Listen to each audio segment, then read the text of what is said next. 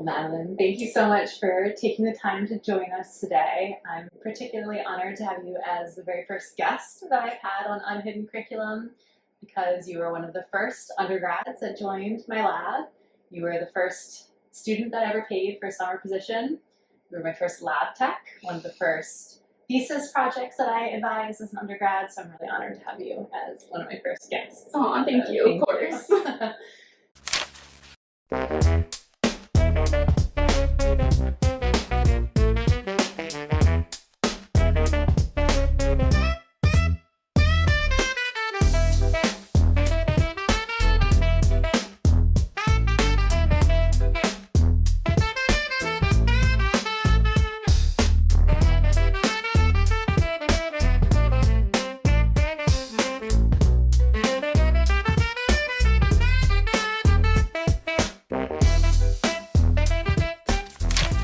So I'd love to hear a little bit about how you first got started in science. What drew you to want to do research and be interested in what you're doing now? That's a great question. It's actually kind of a funny answer. I was thinking about this a lot in my application process for grad school. I had an amazing 9th grade earth science teacher who all had us do science fair projects, and we could pick whatever topic we wanted. And I don't remember how I found this, but I'd seen on the news this guy at Duke who was injecting poliovirus into glioblastomas to kill the cancer. And I thought that was so interesting. So I was like, can I please do this on my project on this? And she was like, that's a little weird, but sure. And I actually emailed the investigator because he hadn't published the paper yet. And for some reason, he was nice enough to send me like a preprint of the paper. And I read about how with the swelling, there would be a midline shift in the brain that had a lot of personality impacts. So it would make the participants aggressive or extra frustrated.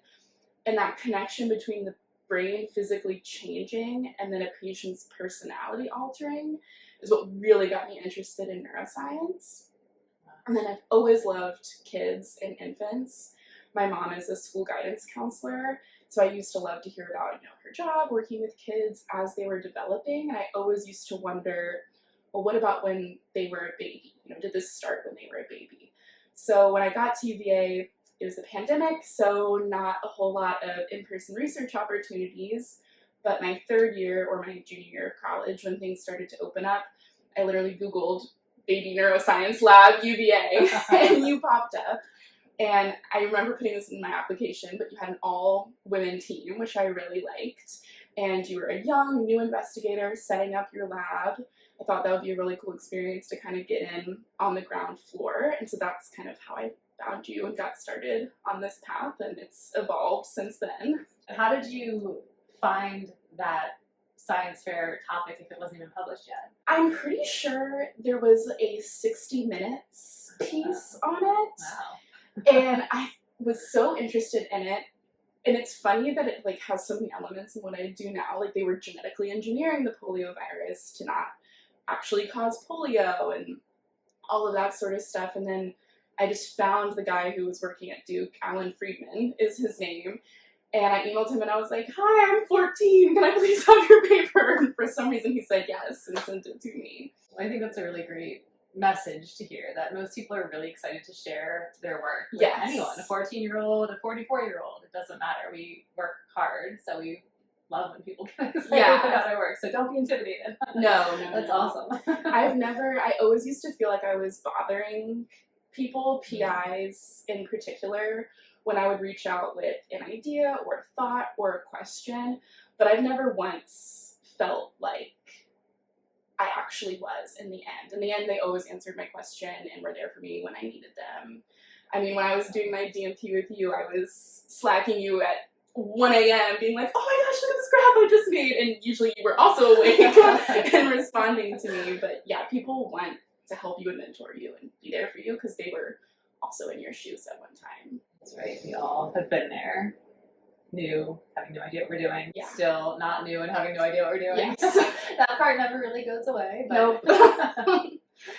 So let's talk a little bit about what you did in your time as an undergrad, because you had a really productive and highly successful undergraduate research tenure. So I can't even remember how many awards, but any presentation or talk that you gave that had the opportunity for an award, you won. You published 6 papers, you have 2 more preprints under review. That's pretty remarkable for like 2 to 3 years of time as an undergrad. So let's hear a little bit about like what your work focused on and what you think helped you to be so successful. So I started out working on our Healthy Baby project, so bringing infants into the lab, and I was administering the EEG, collecting genetic samples, that sort of thing to start out. And then when you started the NICU project, you reached out and asked if I would be interested. And I just really wanted to be in the hospital, so I just jumped on that opportunity. And I remember holding the very first baby, still remember her, everything about her, and just looking down at her and being like, wow, like her whole life is in our hands right now. At that point, I don't think her mom had even held her, and we were there with her. She was contributing to this bigger scientific cause, and her brain was just in this perfectly malleable state. So that is what really, I fell in love with the NICU there. And so every opportunity to go, I wanted to be there, anything I could do in the background to support the project. And that's, I kind of think, how I got the NICU project coordinator role this summer between my junior and senior year. And doing that, I was in the NICU every single day. And there's a lot of downtime when running that study, so I was spending a ton of time just talking to parents and starting to see patterns in what in their pregnancy brought them into the NICU, where they were from, experiences with their prior babies. And it started to get really interested in how there could be 2 babies in bassinets beside each other who were both born at the same gestational week, but would go on to have completely different outcomes. And no one could really tell me what was going to push one baby one way or the other. And so that's what really got me interested in ventilation, because that's something that's highly variable that happens during their stay in the NICU. So a baby might need just a little oxygen cannula for a couple weeks, or they might need to be intensely ventilated for months. And the brain-heart-lung connection is so interwoven, and especially during infancy and fetal development, really intricate connections between those 3 organs. So I wanted to investigate how ventilation itself could impact a neurodevelopmental outcome, and if it could help us predict what babies are at the highest risk of an adverse outcome before they ever leave the hospital. So that's what really ended up being my dissertation project. And I think as far as why that project did well is because I cared about it so much. I can't talk about it without just I feel like the passion bubbling up. And that, I think, is what drew people to it. When I would go to conferences, I would almost always end up talking to someone who was either born premature or had a premature child. Birth is something that happens to all of us. We're all born. So we all kind of have that tether to this topic. That's my only explanation for why it gave me the opportunities it did, is it really connected with people, because we all want what's best for our youngest generation, and this is an access point that we can modify. 10% of all births are preterm, so odds are in a room of 100 there's going to be 10 folks there. And that only increases every year. That percentage has been slowly climbing. Yeah, I definitely think your passion comes through remarkably, and when you get so excited about something, people get excited about it as well. And then you also are just so knowledgeable. I remember reading your thesis, and theses are 40, 50 pages long, and it was so in-depth, things that I had no understanding of, but you wrote about it in a really clear way and very, very detailed. So your knowledge base plus your passion is just this supernova combining and exploding, and I think that's why you just are so remarkable at what you do. I think there's a misconception around people that are trying to break into science, or at this very young point like I am, that you're going to be miserable in the lab, and that it's going to be hard, and you might not care about the project. And that's true. Sometimes the project won't perfectly align with your heart, but I think it's worth trying to find that. I was very lucky that the first thing I did just set me on fire, and I loved it. but I think if you will do better work when you love what you're doing. I wanted to go in depth with my thesis because I loved it. I wanted to travel and share it because I loved it and I thought that it mattered and was important. And so it's worth taking the risks and trying to find that project that makes you feel that way, because you'll be a happier person, you'll do better work when you feel that way about a project. Definitely. I think people are maybe feel like failures or disappointed if something doesn't work out, but I've always said that it's just as important to roll things out, so that's still a valuable experience to understand what you didn't like. You got really lucky with your first shot, because that's not always the norm. Yeah, that's the exception for sure, that the first lab I joined was just the perfect fit for me. And you're staying here at the University of Virginia and continuing your work in a really, really exciting way. Yes. So you have been accepted into the MD PhD program, which on its own is a huge accomplishment. So not only do you have to get into med school, but you also have to get into grad school all at once. Yeah. And you did it this year when there are program funding cuts and smaller cohorts and fewer acceptances. So that's just a really remarkable accomplishment, which you should be really proud of. Thank you. Proud of you for it. Yeah, I'm very glad it worked out. It did. Can you talk a little bit about that application process? I guess let's start with what is an MD PhD? Okay, yeah. So an MD PhD is a dual degree program where you get your medical degree, your MD, and then you also get your PhD, you get a doctorate. So I'll spend 2 years doing the first 2 years of medical school where I'm in the classroom learning about biomedical science, the pathology of disease, that sort of thing. And then I'll take a break once I finish those first 2 years of medical school and go complete my PhD. And I'll go all the way through my PhD. I'll defend my dissertation, be a doctor, and then I'll go back to medical school and then do the next 2 years, which are where you're in the hospital. So the goal of an MD PhD is to make a physician scientist. So someone who can see patients, take that experience back to the lab, do biomedical science, lab work, and bring that back to the patients. So the goal that our directors are always telling us is that we will be leaders in our community, bridging the gap between PhDs and MDs. Really important cross-training to really have that Yeah. transitional impact and have both minds, a researcher and a clinician simultaneously. Yes. Really powerful. It's two very different perspectives, an MD and a PhD, and so I think this program is important for getting us both and teaching us how to go between and merge the two perspectives. Yeah, very powerful position to be in. So what made you decide that route? Because I know when we first met, you were thinking physician assistant, you really loved working with patients, Yeah. you wanted that hands-on contact and not just you hear about doctors spending 15 minutes with their patient end of story. So I guess let's talk a little bit about, you had, like your love of patients, then what? How'd you get to this? So I loved working with the NICU families. I loved talking to moms, but I was getting these research questions that were popping up in the back of my head.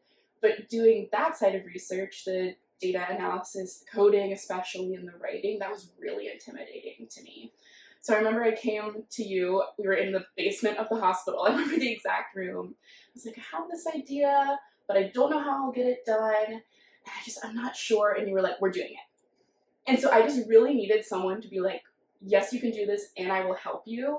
That kind of push to really take that chance.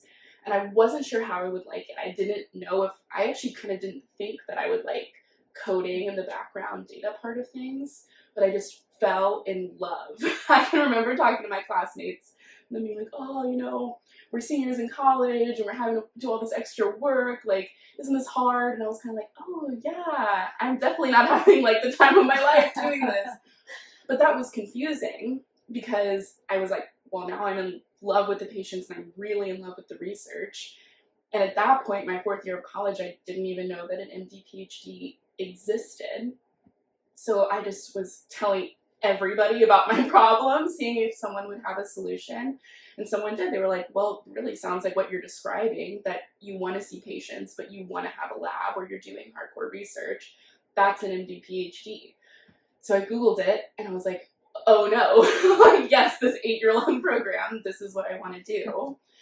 It was really a conversation with a nurse, I think, that was like the final straw where I was like, I have to do this. I was talking to her about my dissertation, so about studying how ventilation impacts neurodevelopment.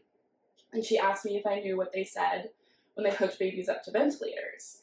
And she said, when we hook a baby up to a ventilator, we say, there goes their brain. And that just like set off an explosion in my head. I still get I chills know. when you tell that still to this day. I was like, I can't be a physician and hook babies up to ventilators and know what I know about what they do and not be researching ways to make it better. And I can't just be a researcher making important discoveries about neurodevelopment and prematurity without also being able to bring it back to patients. And so that just cemented it that that was the path that I wanted. Amazing. Okay, so you found your dream training program, then you had to apply. Yeah, that was which is a beast. So talk a little bit about all the things that go into applying for a dual program. You have to be a medical student and a doctorate student. Yeah, so I think my first step was towards the end of college. I wasn't so sure if MD was the path for me anymore, so I hadn't finished my physics requirement. So I had the job with you. I knew that I could get a discount on the course if I took physics as a UVA employee. So that was kind of the first step, is finish my MD requirements. So I took physics that first semester that I was working for you. Before I would go to physics and then I would come into work. That was tough, but we got through it. And then I knew that since I had this opportunity to be working with you, that was a great time to be publishing. We had so much data built up in the lab. So I was like, okay, when I'm with Megan, we'll be publishing. I'll be improving my wet lab skills, because coming into this job, I'd never been in the wet lab before. That'll give me an edge, and then I'll be finishing physics. So that first semester, I took physics. Then it was MCAT time. So the second half of that first year, I was working as a lab tech. I was also studying for the MCAT. I took that in late April. What are some things you did to study? How did you prepare for that? For the 10 weeks leading up to the MCAT, every Saturday I came in here and I took a full-length 8-hour practice test. And I simulated testing conditions. So I sat in my office, just my computer. I did all of the timing as close to the actual test as I could. Because in a lot of ways, the MCAT is an endurance test rather than knowledge. So I did that on Saturdays. Then every Sunday, I would go through every question that I got wrong, see what I didn't understand, and that would create the map for what I was going to study during the week. So like, I was weak in this orgo topic, so I'll spend the next week watching videos and reading up on it.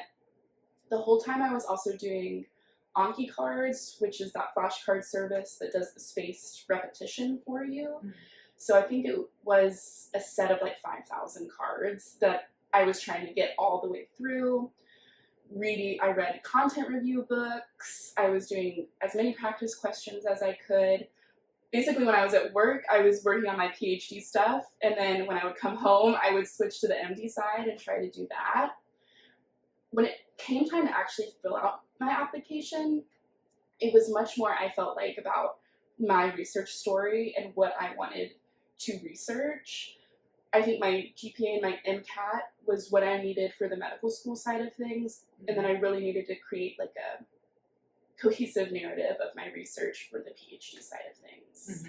So it was MCAT scores and a lot of essays. Yeah, I filled out the AMCAS that all the medical students who are applying for med school in the country do. And then MD PhDs have 2 extra essays, I think. So one where I just said my entire research story. That was a really long one. Everything I've done, everything I know how to do. And then the other one was, why do you want to be an MD PhD? Since it's a fully funded program, so my medical school is paid for, and I get a stipend all 8 years, they want to make sure that people are getting it for the right reason, because they're passionate about their research, not just because they want their med school funded, because that is very tempting. So yeah, I really needed to have a clear story as to why that was the degree I wanted, because it is a hard and long process. They want to make sure you're going to get through it. Yeah. So are all MD, PhD programs funded? No. So there's actually 50 that are funded by the NIH, which are called MSTPs, so medical scientist training programs. Mm-hmm. But there are other universities, for example, Wake Forest has an MD PhD program, but it is not funded by the NIH. So you are paying for medical school, but then the PhD operates the same way that most do, where you're funded by the program with a stipend. To teaching responsibility. And you have additional teaching responsibilities. Yeah. But in your program, you will not have teaching. It's fully research, or we have to do a little bit of that. So you don't technically, because I'm supposed to finish my PhD in around 4 years, so that's kind of an accelerated path. Mm-hmm. But your PI can decide if they want you to teach. Okay. For your own beneficial purposes. Okay, gotcha. Okay, so essays, and then interviews. I know there's like multiple phases of the application as well, Yeah. so let's talk a little bit about that. So I those sent out, essays are all the first. That was the first one. So that was my Right. primary application that I sent out to a bunch of medical schools. And then these days, mostly based off of a GPA and MCAT cutoff, the schools that I applied to then invited me to complete my secondary application, which was more essays that were specific to the school. I'd say it was about 4 to 6 essays per school. That was like, why do you want to come to UVA in particular? This is UVA's mission. How can you contribute to that? And then a little bit more personal essays, so talking about any hardships that led you to this journey, things that you've overcome in your life, a little more detailed and a little bit more personal in that secondary round. Mm-hmm. Then you send those off again and you wait for interview invites. And those are rolling, correct? Like Yeah. you get them and then you have up until, are there like several deadlines, or it's just like any time before X date? Technically, everything is rolling admissions Okay. in medical school, but those above you will tell you that it's best to finish things and send them off as soon as you can, because spots fill up. Right. And there's limited spots, especially with an MD PhD. There's some schools that have bigger classes, up to like 50, but I would say, yeah, UPenn has huge classes. But the majority of programs are going to be around 10 to 15, and that's like the high end. So you're competing for like very few spots. Mm-hmm. So getting in there early and finishing things as early as possible is the best. Okay, got it. And then you send in your secondaries, and then you wait anxiously Anxiously, for you remember? emails or calls. Yeah. And what comes when you get an email or a call? So you get the notification that they've invited you for an interview, and those are usually 2 days long, where you're going to meet with people on the medical school side of things. You're going to meet with the MD PhD people, and then you also need to meet with potential advisors. So that's the really tricky thing about MD PhD, is that the medical school might think that you're a great fit, but if there's not a researcher at that institution who is willing to take a grad student and doing the kind of research you're interested in, then that's not the spot for you. So you spend a lot of time talking to the potential investigators, the MD PhD admin, and then at most of the schools I talked to people that are just on the medical side of things as well. Okay. So interviews, and then wait some more. wait, Yeah. and then you get the phone call that you have been accepted. Yeah, that was a good day. You're so lucky. That was a great Yeah. day. Amazing. Yeah. And this year, our cohort here at the University of Virginia is small. There's 4 of four of us, you. including me. Yeah, it's a smaller cohort. Yeah. Has it ever been this small? I think there have been some other years where it was around 5, and then, every so often you lose a couple people in the process who decide they just want to do medical school or they just want to have their PhD. So I think there are a couple smaller classes above me, but the class right above me is pretty big. There's 10 or 12 of them. Okay. So if people choose to just do the medical degree, is there any type of, you have to pay back what they paid for you, or once you're in, and you can... At some schools, yes, Okay. because they want to discourage people from doing that. Yeah. So I know at some schools you do become responsible for your tuition up until that point. I'm not sure about UVA. Okay.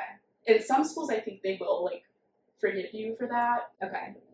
But I guess the way it's split, is that common everywhere, where it's 2 years of med school, 4-ish years of PhD, and then you go back to finish med school? Because you don't actually have your MD degree until you've gotten your PhD. Yeah. So is that a typical kind of trajectory? I would say that is the traditional trajectory. Some schools are starting to play around with it a little bit. So I looked at one school where you do 3 years of medical school. So you get some time in the hospital, get an idea of what specialties interest you before you go to your PhD.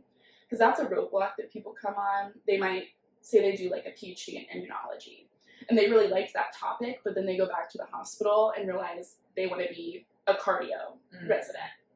So then you've got kind of like a mismatch between what you did your PhD in and what your MD is going to be in. So I think to prevent that, some schools are trying to get people in the hospital a little bit earlier before they leave for their PhD. Okay.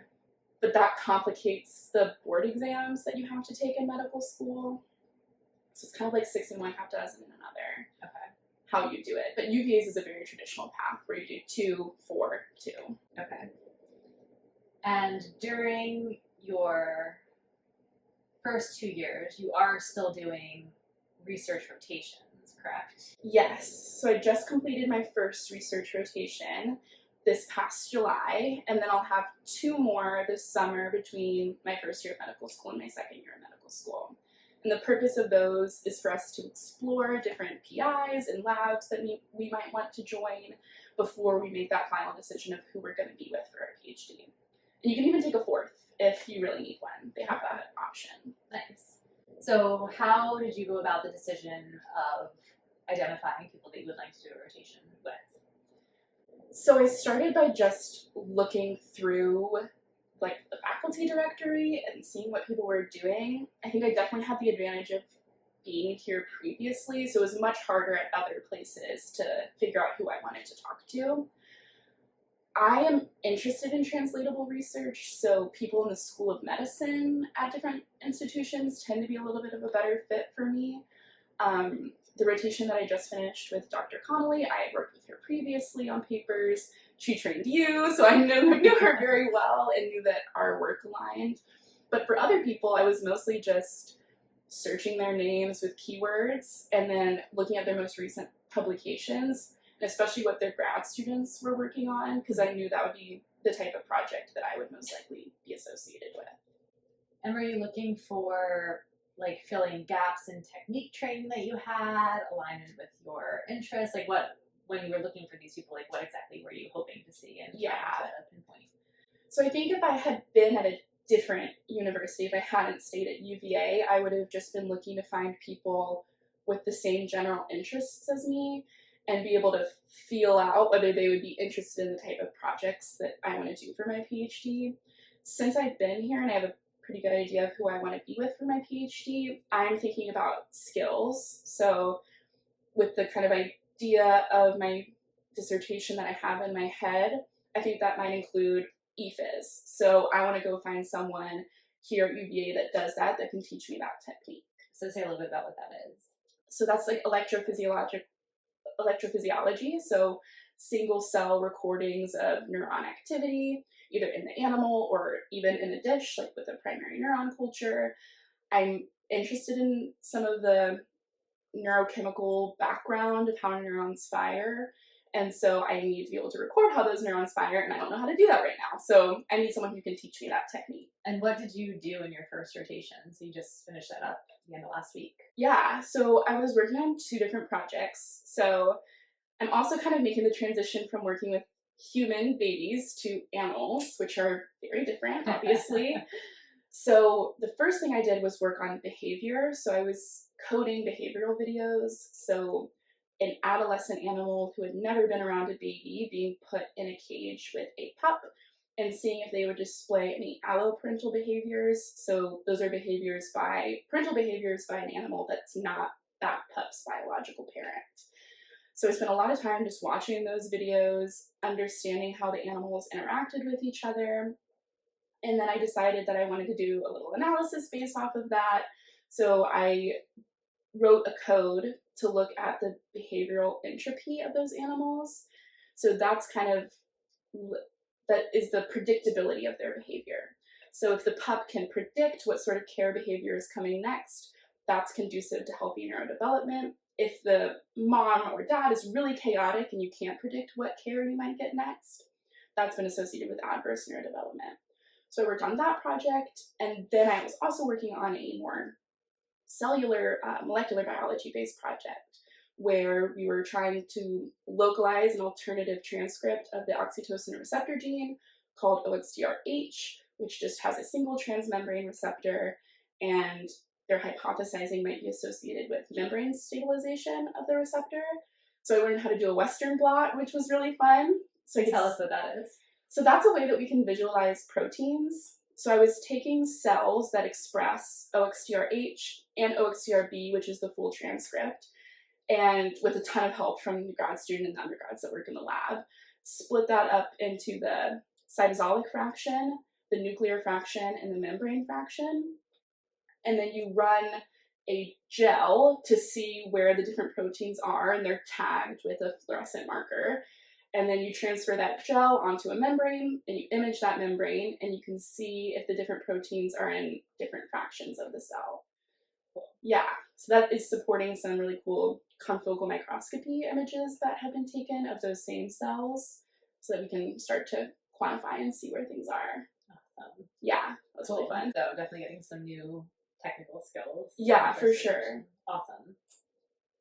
So do you think you're going to move forward with any of the projects you worked on or kind of pivot as you continue in your next couple rotations?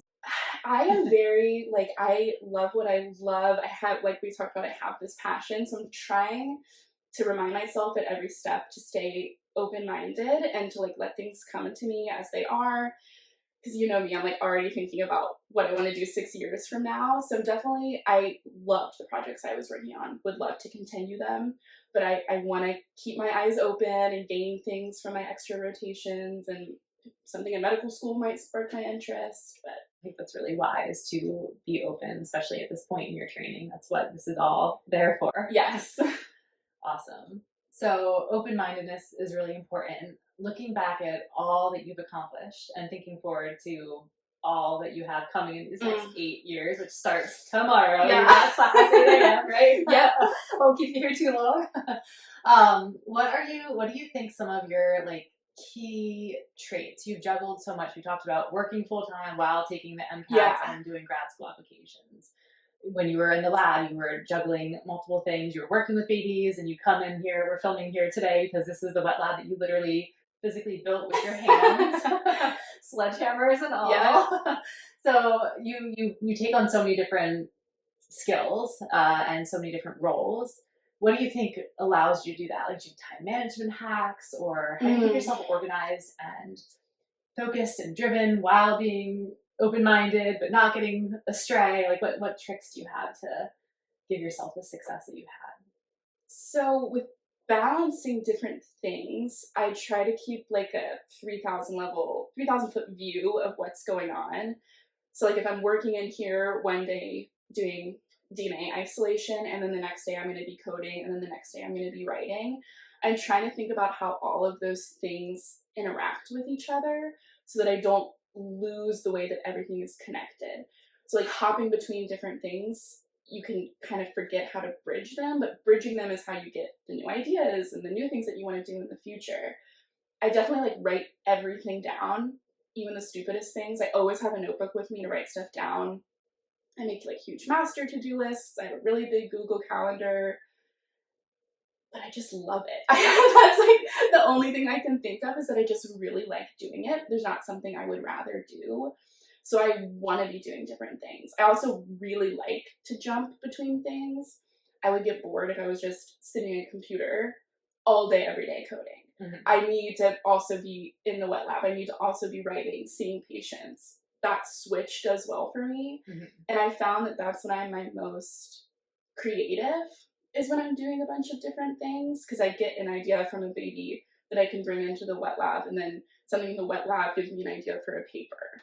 That kind of thing. That's the way it's supposed to work. Yeah. Yeah, and definitely the MD and the PhD sounds like you'll get a lot of the being able to wear multiple hats and have each role inspire the other, which is perfect for you. Yeah. I hope. I think it is. All right. So look back to 14-year-old Madeline, who's emailing that PI about the polio project, if you could tell her something today, what do you think she needs to hear? You don't need to be the one to tell yourself that you can't do it. Bring the craziest idea to the PI, bring the idea that you don't think that they will think is possible, and let them reel you in and focus you. I feel like I spent so much time coming up with ideas, but then thinking like, oh, well, I don't know if I could do this because I don't have this skill. Let the person that you're bringing that to tell you that. Like, dream as big as you can, and then have other people help you focus it. Just because you don't know how to do something doesn't mean that it's not possible. That's a lot of science, is being like, oh yeah, I can do that, and then figuring it out. You're not, like we talked about earlier, bothering anyone by asking them. They were also a 14-year-old science nerd at one point.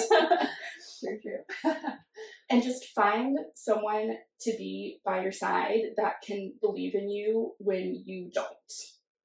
That, I think, is like, I mean, obviously you're my biggest mentor. What you've done for me is when I like reach that wall where I'm like, I don't think I can do this. You think that I can. And that's what you need, is someone that has your back in that sort of way. So seeking out that kind of person and making sure they have the life that you want as well outside of science. So I really value mentors that have families and children and a happy relationship, that kind of thing, because I also want that outside of science. And that means a lot more in the mentorship relationship than I think I ever would have thought, is having that positive example as well. I heard someone once describe like collecting mentors. So having like, no one person can fill all buckets, or we'll only have one perspective. So I think gathering as many mentors as you can, which is really great that you're doing all these rotations and getting to know so many. I know already you've gotten to know so many physicians and stuff through your roles here, and those are the people that'll be on my committee and be on my development team and that kind of thing. I think your last couple of comments segue nice into what I was hoping would be our last question. So we look back to 14-year-old Madeline. Let's look forward 10 years from now. You're Dr. Nance. Yeah. What do you see yourself doing? What is your dream? Okay, so my dream would be that I'm a neonatologist with my own lab, where I can take things directly from my patient practice to my lab and vice versa. So say a little bit, what is a neonatologist? Okay, so a neonatologist is a specialty within pediatrics where you work in the neonatal intensive care unit. So it's an intensive care job. It's kind of a fast-paced environment where you're in the hospital with the sickest babies, getting them to discharge. I love the NICU. I've obviously spent a lot of time in it. I'm also really interested, and I've started to get interested in pregnancy and delivery. I would love for that to be a part of my career. But my focus, I want to be bridging the hospital and the bench. When I look in the future, like, I never want to lose this feeling that I have about science now, the way it makes me feel now, how passionate I feel about it. So making sure that I nurture that. I mean, it's going to be a hard, long journey, but I think as long as I keep feeling the way that I do about it, it's something I can get through. That's my dream. Amazing. Well, I think that your future is so bright, and you are well positioned to have all of your science and medical doctor dreams come true. So just so proud of you. So excited for you. Tomorrow is such a big day. I really appreciate you taking the time today to chat with me. Thank you for being your first guest on Unhidden Curriculum. Thank you. Of course.